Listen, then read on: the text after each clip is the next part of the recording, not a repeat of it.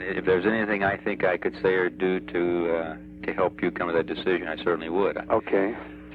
I prefer to kind of use a Socratic method to help. Your degree is in religion, is that correct? Right. I'm sure you're quite aware of the early Gnostics and current agnosticism. I am. What are your thoughts on agnosticism? Well, myself, it's not something for me. I understand how they came to the place they did. I see a logic in it, and I would not judge or condemn those that have that kind of philosophy or view things in that manner. But it's not for me. I have found something that has more answers more consistently. So, but I have many friends right now that are agnostics, and I don't judge them. I really believe, like in the book of Romans, that one day there are going to be people saved from all walks of life, even agnostics. It's just that the statements are made clear that we're judged according to what light came to us and what we did with that light. So I've never been one to quickly judge another. I can't judge you. I can't judge the commanders. I don't know what their experience in life has been. I just know that there's a lot of responsibility on me for all that I have seen. Even though I do not have the ability to mirror or reflect all that information to give it as it's been given to me, it's still, I see it clearly in my mind, but it's a near impossibility to give it to another in the manner that David can. In my experience, many people, I think, misunderstand or confuse perhaps agnosticism and atheism. Well, they do confuse it, is right. Many do. Yeah. Well, you and I both know an agnostic is one that does not say there is no God, but they just, well, what do you have for proof that, what it is and how the whole thing works? And yeah, you're absolutely right. It's an open question. It is. And, my training is pretty much in the sciences, so I kind of look for empirical facts. And as right. you know, it's extremely difficult to provide empirical facts, and I've even seen some actual physical events that people say, well, look, there is an example, but there are other explanations, and there could be a biblical explanation, but there could also be a purely physical one. I agree with you. I've never, even looking at the prophecies, and I'm aware that certain ones seemingly have taken place, but they're not. There's never been any that are so detailed that it comes right down to a date, a minute, a second, and consistently on through. So it always leaves room for a lot of doubt. That's why I told Rick one day, some days ago, that we were talking about some of these things, and I says, I'm not adamant about anything. Because I believe today does not mean tomorrow I will. Tomorrow I might throw my hands up in disgust and say, I've had the course, that's it with this whole thing, and I'm not. In fact, there are many times I wonder, is there a God? I question the book, and then like a couple of these guys ask me, well, what about David? Well, how much more him? Have I questioned the possibilities of either being a God or not? Mm-hmm. So, like with David, it's been a lot of years of observation, a lot of hard, pointed questions. There's been struggles, of course, and meaning with some of the information that we're looking at. But overall, I haven't found anything better or more solid yet, so that's why I've always said I go by the weight of evidence. And that's the most I've ever been able to find in my life. Yeah. Well, yeah. These are tough questions. I guess one thing I always look at is, and I guess it's pretty clear, I put the current life, I address those issues now and try to do things every day so that if there is something later on, I haven't done, I have to live the life today and take care of the secular things, the physical things, but I do nothing that, or at least I try not to, let me say it that way, right, that would put me in bad stead. You seem to, on the other hand, kind of live for the next life rather than this life. Or am I overstating that? Well, no. Well, I guess some ways you are, because while I'm here, I've got to, like everybody, fulfill Matthew 25, which talks about in the last days there's sheep and goats, and the people will be saved by how they reacted to God by reacting to their fellow man. So what you're saying is, if you don't understand anything else, you don't understand the doctrine, it doesn't make sense, God will honestly judge people as they've judged what they've understood. So thereby, those people that have at least tried to be good to their fellow man and treated them as best they could as they would have men treat them.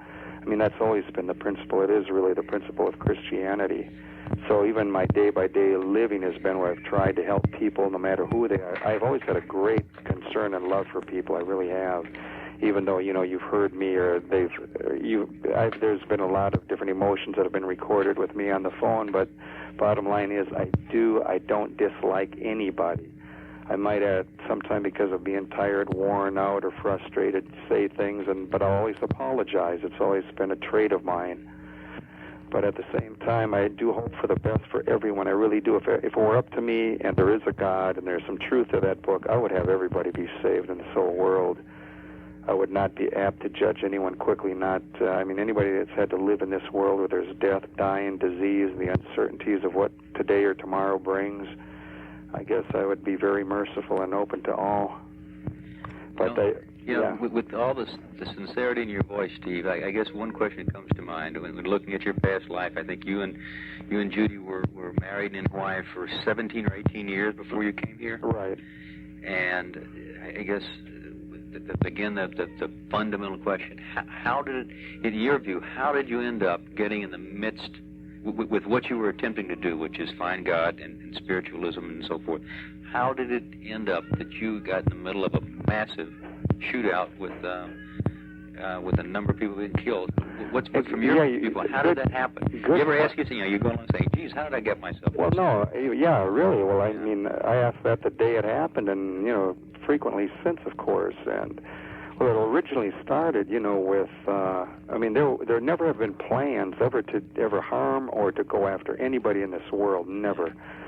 Even though we've got a foe that is an avowed foe, that's Mark Bro, who's now living in Australia. He's the man that actually introduced me to David. Yeah. He was with him for 3.5 years. He himself has a master's degree in theology.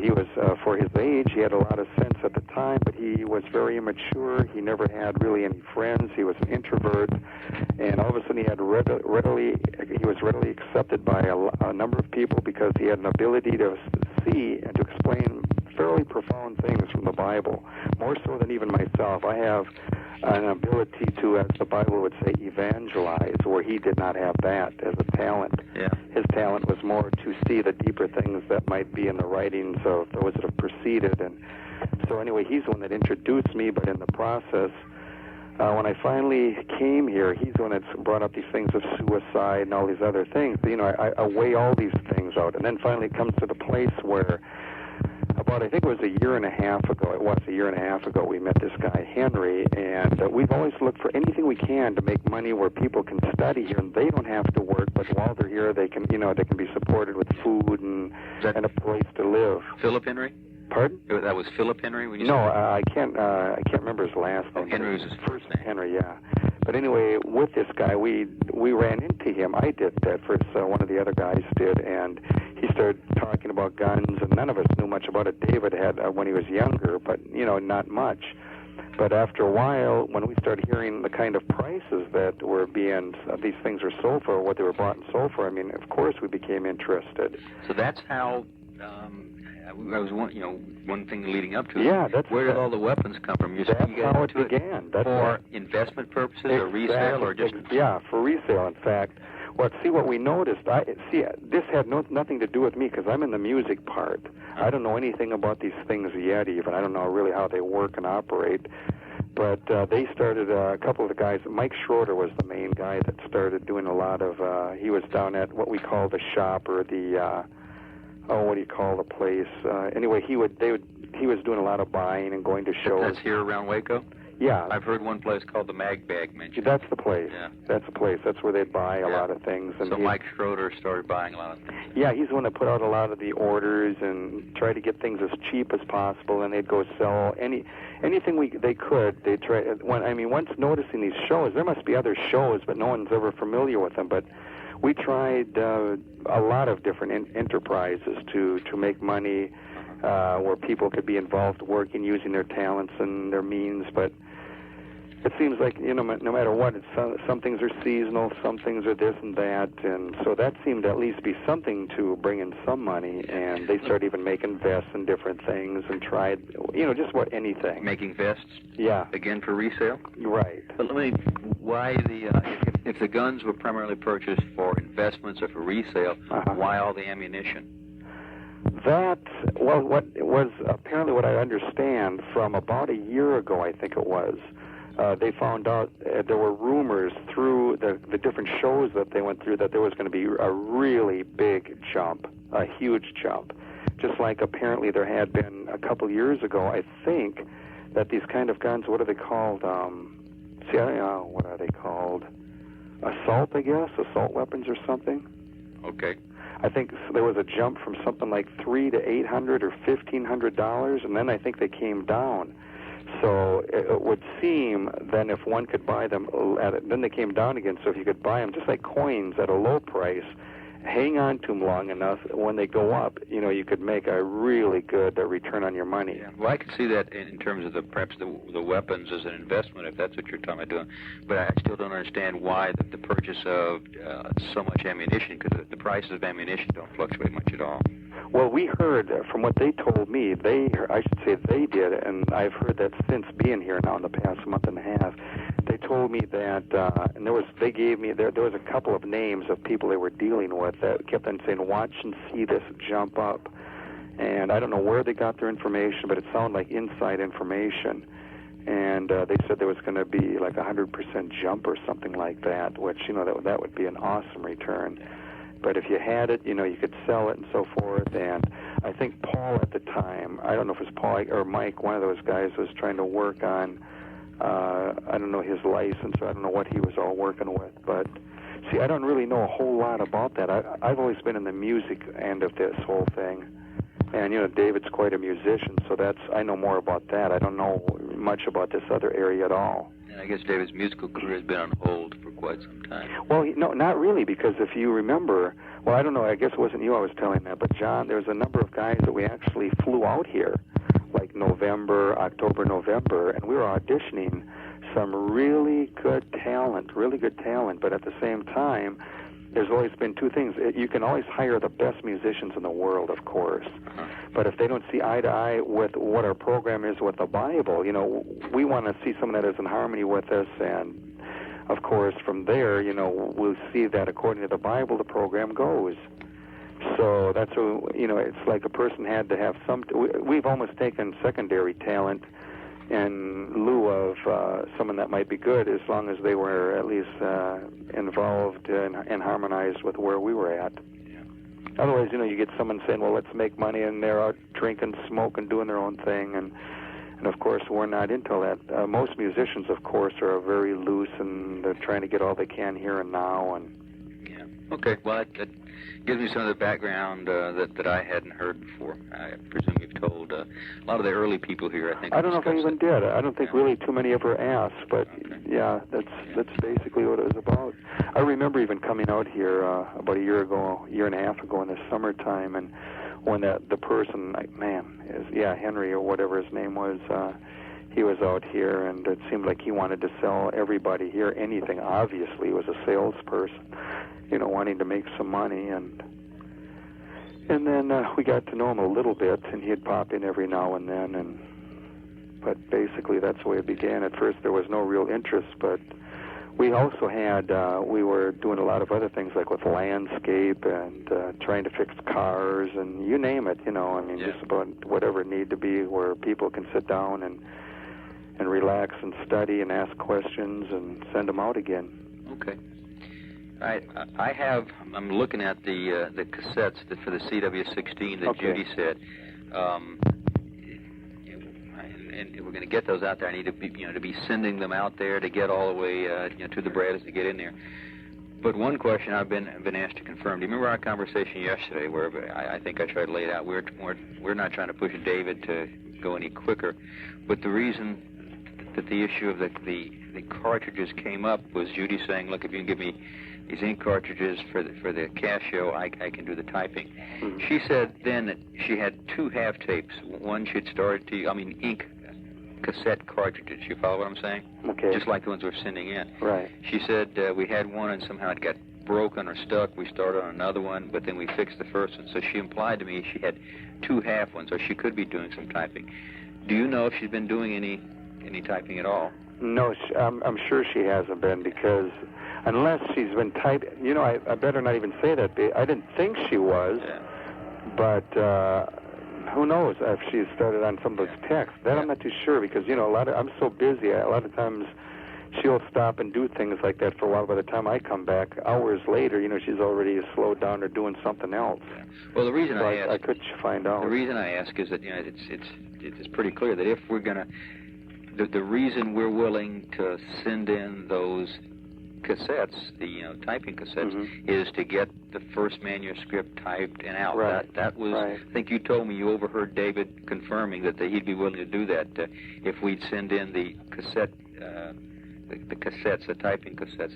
Yeah, I'm sure. I think he was talking to you, wasn't he? Yes, he was. Yeah, and then you got on and said, yes, I heard him say that, and that's what did you get on? I heard him imply something like that. And she had talked about sending in she wanted a laptop computer, and I had to say, Judy, if the commanders won't send in batteries, they're not going to send in a laptop computer. Right. Things kind of went downhill from there.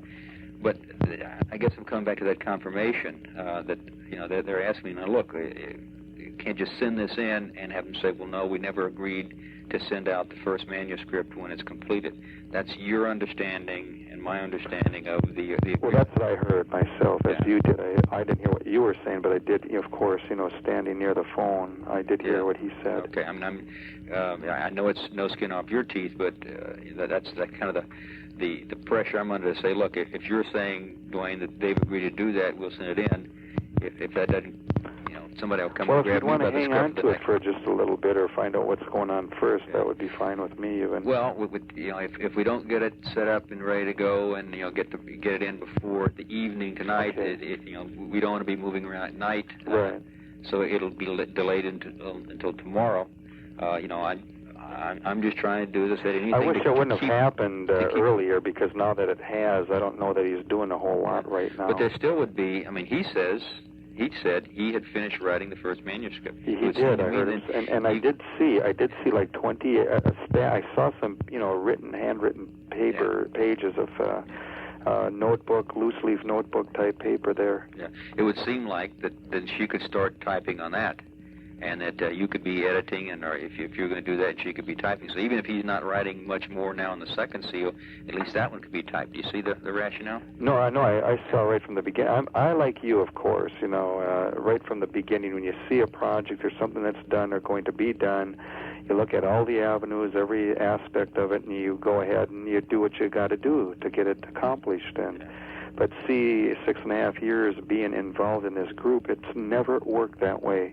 If a guy comes into this group and he's an awesome mainframe computer programmer, or it's a doctor or an attorney, or like myself, someone in the Bible, you end up sweeping floors first, or you end up seeing him do something totally opposite or contrary to what common sense and what you would see as the most obvious thing to do is. Is that by happenstance, or do you think this? No, that's a lot of times purposely. Yeah, and you know, it's a very frustrating experience in the beginning, but then as time goes on, you see that the God of the book has always worked with I mean, if you read Jeremiah's account and Isaiah and all these guys, what a frustrating life they had. Seriously. I mean, who would ever want to be a prophet? I mean, I definitely would not want to be. Christians, almost 2 billion of them, think it'd be some great thing to have visions of colored things of the future and seeing this and that, like being there. And well, no, not when such a responsibility is placed upon them to then try to relate in human language their experience, and then they're never believed in the first place. Especially because they usually do not have degrees, they don't look right, they don't smell right. I mean, when you go through the history of the Bible, you see it's always been that way. Man judging man by the outward appearance, not by what he has to say. Yeah. Go ahead. On trying to get this thing done, John Cox yesterday, I think hit on. It sounds like he caught David's attention when I think David said, you know, we have 2 legal secretaries in here, and John said, well, David, instead of writing this out laboriously longhand yourself and then have somebody type it, why not just dictate to these 2 legal secretaries? That sounds like their expertise, and it is. And David, as I recall, David said, it was like, you know, that had suddenly come to him, and it sounded like he was seriously considering. Maybe sometimes it takes someone on the outside to say something. Because, see, you know, David was saying he's not a writer, but obviously he's an excellent speaker, and that way it would be almost a combination. I mean, they could be taking it down, and truly, and he could be doing what he does best, which is orating or speaking. Did you see that poster, by the way, that we sent in? With Alanis? Yeah. Yes. You did? We did. The one that, I forget the guy's name who had painted it. Cliff. Yeah, Cliff. You got to see some of the guitar. Maybe we'll send a guitar in one of these days. If you guys don't mind picking it up, you can check it over and take it in. Is he the one that painted on the guitars that we saw on the tape? Yeah. Oh, yeah. Yeah. That's right, he did. I forgot that we did film a few of the guitars. Yeah, you did film a few of the guitars on the tape. Some of the explanations, if you will, I didn't follow, but... I can't even think of it, the poster or whatever that was sent in. Do you mean that? No, the one on Daniel's vision? Yeah, Daniel's that one, even a heathen like me could I know some parts of the Bible, even though I may not be a... were you ever aware of that particular chapter or what it was about before? Yes. Oh, you were? Okay. Yeah, I'm aware of the things. I just haven't dwelt on them like other people. Yeah, right. I'll confess, I didn't know much about the one guitar that had the nude woman on it. I'm not sure. That's Psalms 45. Yeah, and there's also one where there was a cloud with a hand and someone with the finger sticking out. You remember that one? Yes, I do. I can't remember anything in the Bible about something like that. Well, the whole Bible actually is written about that very thing, that subject matter. I could sit here right off the top of my head and start giving you chapters. Okay. All right. But I doubt that you're interested. But no, they're really all the prophets. Well, I'm interested, but I'm much more interested in, as I said, the secular things. And I realize. Getting people... That's a shame, Dwayne. I'm more interested in you doing all that you want forevermore. I don't see why it should come to an end. Well, I just hope that, if there's a judgment, he'll look at me and say, you did the best you could day by day. But he'll say, did you have ears? The first step to salvation, all the Bible says, is hear and thy soul shall live. Because you can never give anything a valid judgment or a verdict unless you've really listened and evaluated. But Steve, isn't belief based on faith? Not all. Only portionately. I mean, if you don't have faith and you're looking for proof, you'll never find the proof. Can I ask you, do you believe in evolution? Which way would you, creationism, evolution, where would you be with all your science and your past and upbringing? You'd probably tend to go toward evolution, I would imagine. Through the Darwinism? Yeah. I think I would lean that way. Yeah. I mean, you always get back down to the very beginning, and whether it was a beginning somehow by divine intervention or really just... right, like a deist, like the Jefferson and some of these men. Yeah, whether it was some movement by a deist, a supreme being, or whether it was just a chance combination of a few minuscule molecules and everything started from there. Either one is a heck of a leap of faith. Yeah. I mean, that's the point for me, no matter if you're looking at the one or the other, definitely faith is involved. Okay. But I find less faith needed in creationism. Well, okay. This has been interesting. Maybe we can continue this later, but I'm concerned that darkness is going to come. All right. Are you interested? I mean, I guess I have to ask you, if we send in the cassettes, the cassettes for the Casio, can we count on the agreement that we set up I don't know yesterday? now because of all that took place out front and all that. I better talk to him to see just what he's doing. David I don't want you to go talk. send those cassettes in, the tape cassettes in, and and Henry just left some notes to me here that mentioned something about milk. So what we're willing to try to get things along, but. Well, Henry's the one that I believe originally suggested sending some milk in, which was thoughtful of him. Well, he asked me about the children and so forth, and then he suggested milk, and I says, well, you know how children are. It's something they always like a lot. That's a big deal. Yeah, well, I think, we could probably arrange that, as since there's going to be something moved forward and delivered anyhow, but we got to kind of get things set up now so we can get things moving. I realize. Are you interested in that? And could you check with David and get right back to I'll see get right if, back to you. Okay. I Give me recognize about 10 minutes. I recognize he may be angry, but let's I don't know if he's angry. He's throw the babies out with the bathwater here. No, I know. We're at such odds when it comes to where we're coming from. It's at such extreme odds. I mean, he's in the spiritual realm, and you, of course, in the other.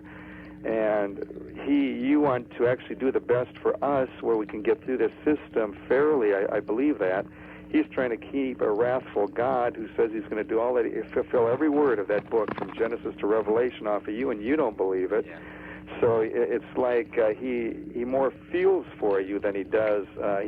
He's not happy about men that go out of the way doing things that are, to him and to myself, are contrary to the Constitution. Well, I understand that, and Like, yeah, to me, I would appreciate it if you checked with him, because I'll tell you the truth. The ATF to me is totally, even their existence is unconstitutional. The very thing that they come in here checking for guns, they had no, according to the way the Constitution was originally written.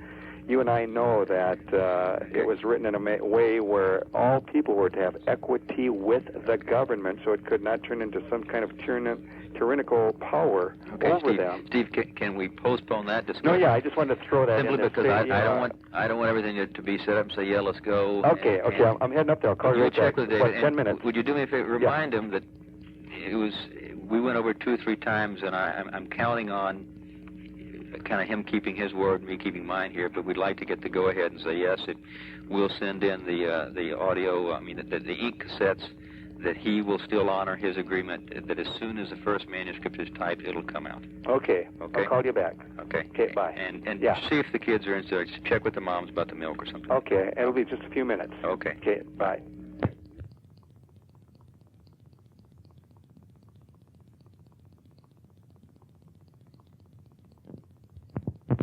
So that's the first thing he said to me, and he said, right now he's taking a break, and at the same time he says he is continuing on with it. He is doing it, but now he's taking a break. Yeah. Okay. So he is willing to continue with the agreement that if we send in the ink cartridges for the Casio, that as soon as Judy finishes typing the first manuscript, it will come out. Yeah. He confirmed that? Yes. Okay, that's good. I'm glad to hear that. And then the question is, though, giving it to one, I'm waiting for him to give it to her in the first place, though. That's the whole thing. Yeah. And I think he's waiting to have it very clearly related to the second. I think what he's trying to do is get the framework laid out very clear and concise, where one flows into the other. Yeah. I think that's been the reason, and he apparently, now that I think he's at the end. He was at the end of the second, it sounded like. Mm-hmm. Yeah, okay, well, I guess I'm getting a bit of an unclear message here, and I'm not... I am, to be honest with you, I am myself. Yeah. So if you are, I can understand, because I'm not clear. Yeah, I know, and if you recall, I didn't say, all right, will you promise it'll be out by 6 o'clock? No, you're right, and that's one thing, that's why when Rick says all that he does, saying we've lied, the only time that I could see that he had deduced that is from March the 2nd, when we did not come out immediately, then the question being immediately, and like Clint was talking to David, and Christ says in Revelation, I come quickly. 2,000 years later, where is he? So... Yeah. Anyway... I understand. Well, that's why, just again, to clear it up between you and I'm not saying I'm trying to push him to get it done. No, but just that. To attach an agreement that if the audio, if the print wheels go in, the ink cartridges. It'll take no time for the editing and the typing, of course. The time is him releasing it to me. Yeah, and that's undetermined right now. Yeah, exactly. He may want to ponder on it for another 2 or 3 days or more than that. Right. Yeah, I think I might have a hard time explaining it. Well, not explaining that, but just getting them to... they I think may perceive that as, again, reneging on an agreement.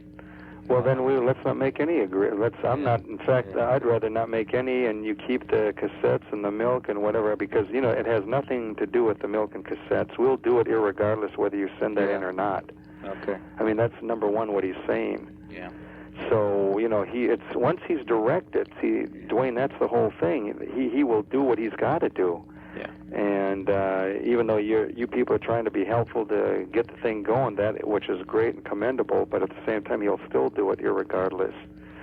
So but the whole thing is, I'm anxious to see the first, and I see a stack of papers he had there, and I wanted to look at it, and he's not even willing to hand it to me yet. Oh, have you asked him? Yeah, I did. And he said, I'd rather you not look at it. He says, not yet. He said, number one, he's... a lot of times what he'll do is if he writes something out, he doesn't like his own handwriting, and he says it's hard to read. I haven't found it that hard to read. He actually spells phonetically, and I don't find it hard to read or understand at all. Yeah.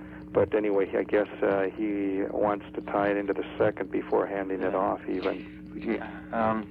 Perhaps this idea of dictating may help him, because I think that is his forte of Well, I mentioned that also. Yeah. I mentioned that, and he said he did respond in a positive manner to yesterday to you about that. Yeah, well, actually to John Cox, but that's... I meant meaning, well, when I say you, I meant, you people. Oh, yeah, you keep talking about the plural us. Huh? Yes. Yeah. So... Okay, so what you're saying is you're not too interested in the ink cassettes and the milk and stuff like that right now. Well, no, I mean, they would take it, of course, but I don't want to use that as some measure where if the commanders think it's some kind of thing with promise or with tying it into anything like that, that I don't care for that idea at all. Yeah. I'd rather myself, the way I've always seen things, I'm like that March 2nd, when one says they're going to do something, I myself like to do it then. Yep. Always have been that way. Yeah, that was a biggie there. Well, it was hard for everybody here. Believe me, it was hard for even himself, but he's dealt with this, his God, and they ask questions, well, what do they mean, his God? Well, I don't know God. That's the point. The only thing I know is a book and what it says about something I've never seen. Yeah. So, that's why I've basically said it that way. You could say it's my God, too, if I believe in that God of the Bible, which is revealed by him, so... Yeah. But anyway, so I don't know what... Well, I think it would go a long way to showing that you definitely want to help us in getting it done. Well, I think maybe we're willing to make that gesture now. Okay.